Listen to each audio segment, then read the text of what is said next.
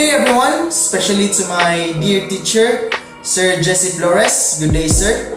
I am Nathaniel A. Dancalan from the Bachelor of Science in Nursing Block B, and I'm assigned to look for exercises to strengthen my shoulders, fingers, and knees. And I'm going to present 3 exercises for each part, and I'm going to give directions on how to perform the exercises, and I'm going to include the repetition and sets of the exercises.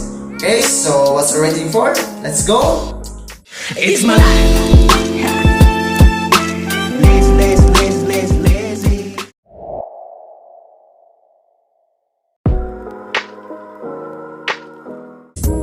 If you play badminton regularly, you are bound to overuse your shoulders. That is because we use a lot of overhead shots to execute our logs, our drops, and our smashes. Because of this, badminton players experience this injury quite a lot. So, in order for us to avoid injuries, we need to strengthen the muscles around the shoulder area so that we have many more years to play and enjoy the game. So now, I'm going to show you exercises to strengthen your shoulder. So first, we will execute the up and down plank. So you have to go to your push-up position and make sure that the shoulders are above your wrist and then usually go down. So this is the proper execution. So this is the down position and this is the up position. Okay? So this, once again, this is the down position and this is the up position. Okay, so this is not as easy as it looks like. So you have to take your time, and we are working on a lot of things. So aside from strengthening the shoulders, we're also working on the core. So you need to tuck your stomach into harden your lower back and steadily do the exercise. So again, it's like a push-up position. You have to go down and you have to go up, and then do 2 sets of 8 repetitions. So, okay.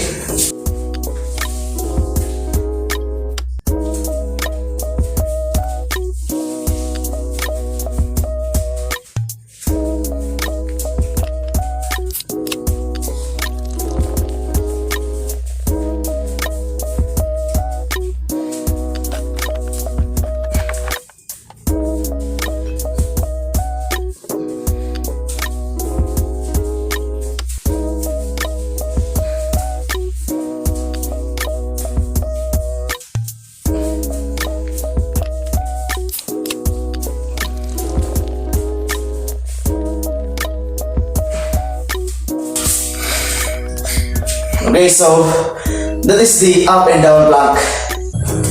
Working on our rotator cuffs is a way to strengthen our shoulders. So this is what we call the internal rotator cuff exercise. So you have to lie down on the floor with your shoulders and your elbow on the floor. So you can get a lightweight dumbbell and then you move like this in the direction. So you will move in this direction. So moving it in, and that's why we call the internal rotator cuff exercise like this.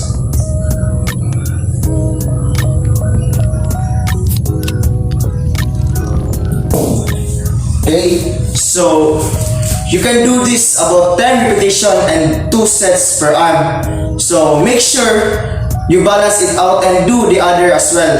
So this.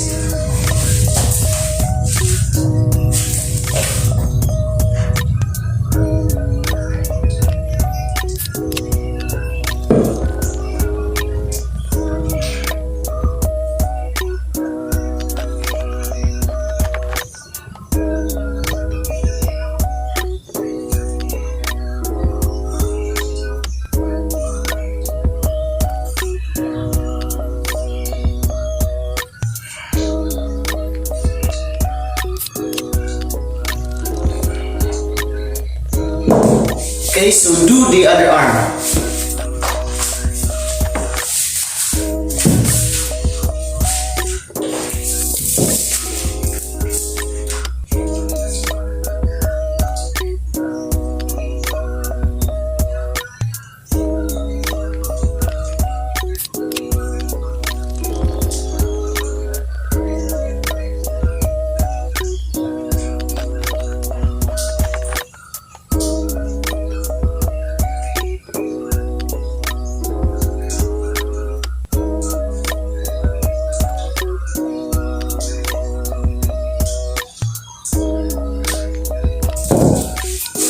Okay, so that is the internal rotator cuff exercise. Okay, so our next exercise is called the shoulder press. So first, get a chair and sit on it. Your feet should be lightly open and then get on the dumbbells. So choose a dumbbell who have a comfortable weight for you so that you can straighten your shoulder and not straining it. Okay? Okay, so like this. Okay, so shoulder press would like do this.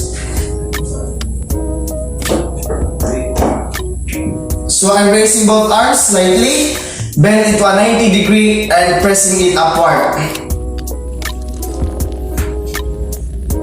Okay, so this shoulder press, now I working like to put emphasis that when you do the drill to make sure that you're working in the lifting, not using your whole body to lift up the weight. Okay, so you want to strengthen the shoulders at the same time your biceps and triceps are also being strengthened. So do it correctly and breath through the exercise. So inhale and exhale and do 2 sets of 8 repetitions each of the shoulder press. So you can do this by standing up and you can do also by a sitting position. So it is much better to have a sitting position. Okay, so like this.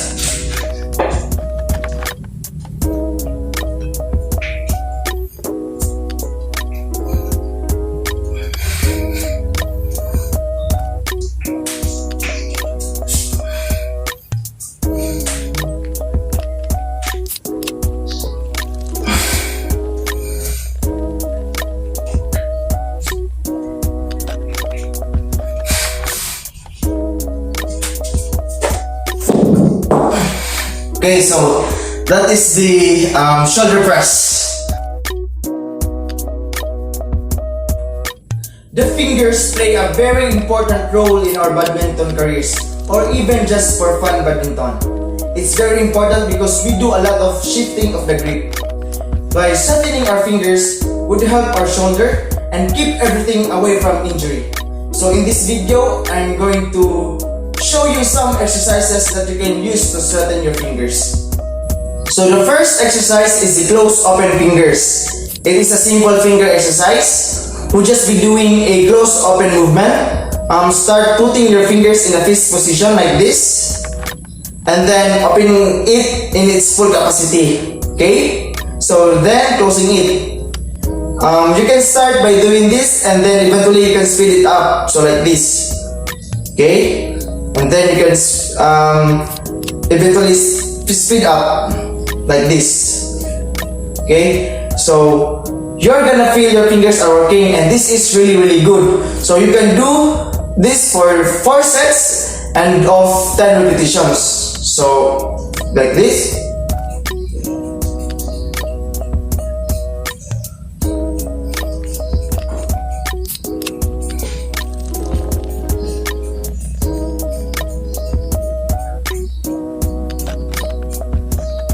So that is the close open fingers.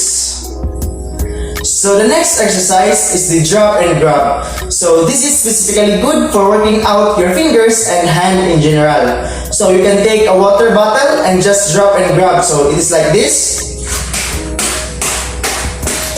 Okay, so it's much better that the bottle have a bit of weight and it might look very easy but it's really very beneficial because you work on your fingers and you also work on your hand. Okay, so you can do this in 3 sets of 8 repetitions in each hand or in each arm. So it looks like this.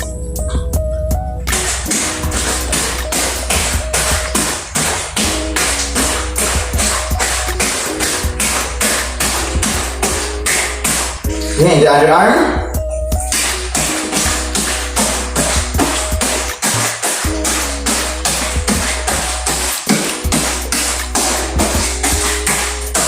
Okay, so that is the drop and grab exercise. So our next exercise is called the finger curls. it looks like very similar to a wrist curl, but we are putting emphasis on rolling down the dumbbell to our fingers. So therefore, working it. Okay, so this is how it's gonna look. Okay, so finger curls down and up, down and up. Okay, again, down and up. Okay, you can do 2 sets of 8 repetitions in each arm or in per hands. Okay, so it's gonna look like this.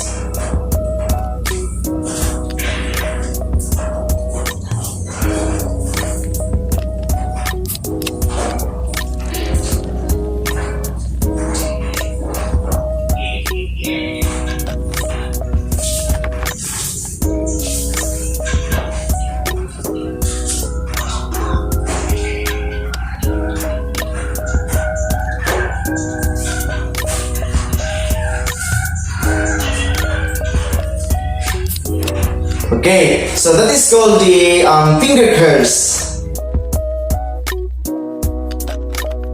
If you want to play badminton for many years, you must take care of your knees. In this video, I'll be showing you how to strengthen your knees so that you can play better and increase the possibility of playing more years to come. So, here are the exercises that will strengthen your knees. So first, we will execute the sit and stand exercise. So that's just basically it. As you know, sit and stand. So it sounds very simple, but you have to do it right. So this is gonna be look like, so get a chair. Okay. And then, feet apart as wide as your shoulders. And then, when you go down to sit, make sure that you're pushing your hip backward. So like this. Okay? And you have to make sure that your weight is not being thrown to the seat. So again, sit slowly. So you can count 1, 2, 3, sit down, and 1, 2, 3, stand up. Okay? Stand up. Okay? So the slower you do it, the harder you straighten your knees. So you can do 2 sets of 8 repetitions. Okay? So it's just like this.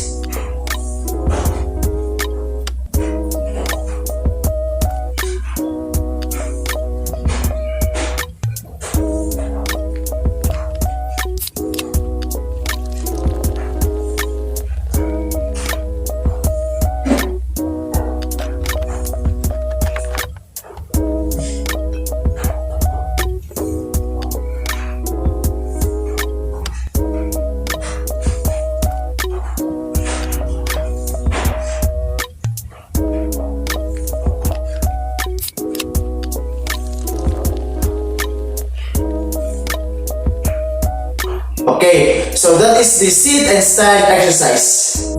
So another knee strengthening drill is just to do lunges. So you have the forward lunge, like this. Okay, so make sure that your knee is just above your ankle and not going over your toes. Okay, so just above the ankle and put your hips get right back up. Okay, so you can do it alternately. Again, just lunge forward, try to keep your body straight up. Okay, so keep your upper body as high as you can and just go lunge forward. Okay, so you can do it alternately in other side. Okay, so you can start 2 sets of 8 repetition alternately. Okay, so it's just like this.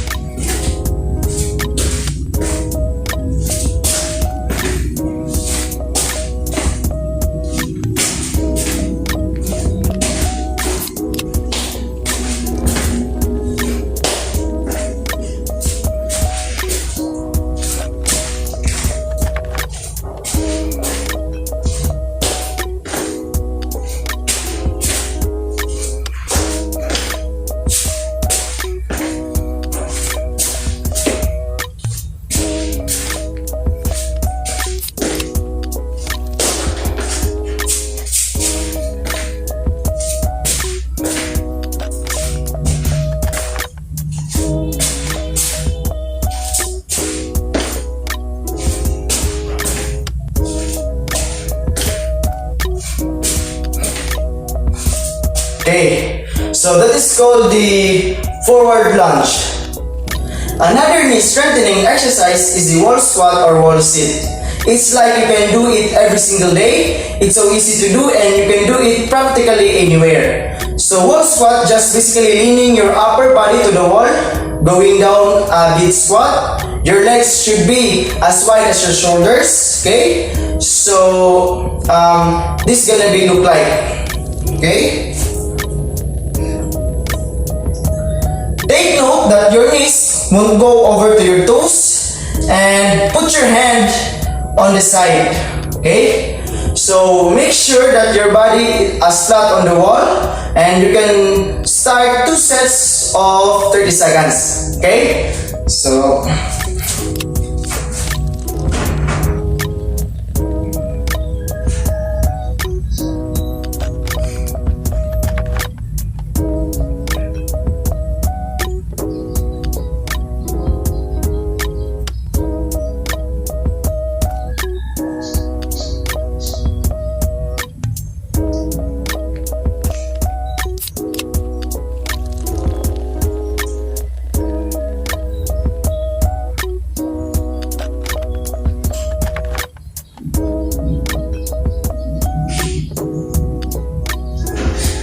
okay, so that is the wall squat or wall sit.